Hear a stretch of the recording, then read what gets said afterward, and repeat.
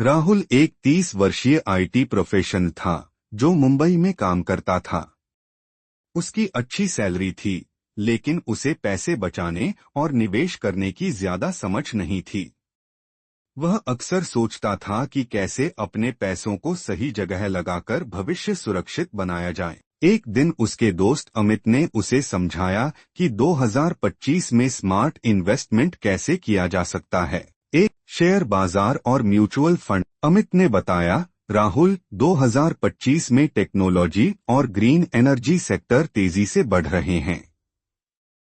अगर तुम लंबी अवधि के लिए इन्वेस्ट करना चाहते हो तो ब्लूचिप स्टॉक्स और इंडेक्स फंड्स में पैसा लगाना समझदारी होगी। राहुल ने थोड़ा रिसर्च किया और निफ्टी 50 इंडेक्स फंड में निवेश कर दिया, जिससे उसका रिस्क भी कम हुआ और ग्रोथ का मौका भी मिला। 2. रियल एस्टेट में सही मौका पकड़ना। अमित ने आगे बताया, मेट्रो शहरों में प्रॉपर्टी महंगी होती जा रही है, लेकिन कोलिविंग स्पेस और स्मार्ट टाउनशिप में निवेश करना फायदेमंद हो सकता है। राहुल ने एक उभरते शहर में एक छोटा फ्लैट खरीदा और उसे किराए पर चढ़ा दिया, जिससे उसे पैसिव इनकम मिलने लगी। 3. क्रिप्टो और डिजिटल एसेट्स में समझदारी से निवेश। अमित ने चेतावनी दी, क्रिप्टो करेंसी में बहुत ज्यादा रिस्क है, लेकिन अगर समझदारी से निवेश किया जाए तो फायदा हो सकता है। राहुल ने बिटकॉइन और एथेरियम का थोड़ा हिस्सा खरीदा, लेकिन केवल उतना ही निवेश किया जितना खोने पर भी उसे फर्क न पड़े।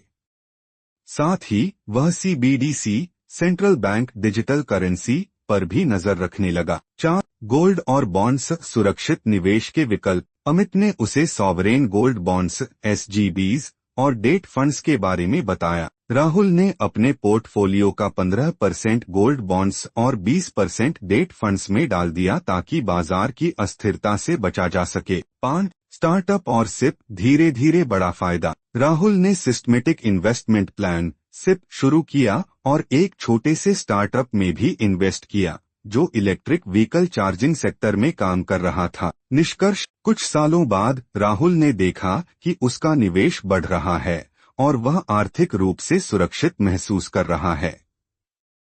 2025 में समझदारी से निवेश करने के कारण उसका भविष्य सुनहरा बन चुका था। शिक्षा, हमेशा डाइवर्सिफाइड पोर्टफोलियो रखें, लॉन्ग टर्म थिंकिंग के साथ निवेश करें, रिस्क को मैनेज करने के लिए सुरक्षित और ग्रोथ इन्वेस्टमेंट का संतुलन बनाएं।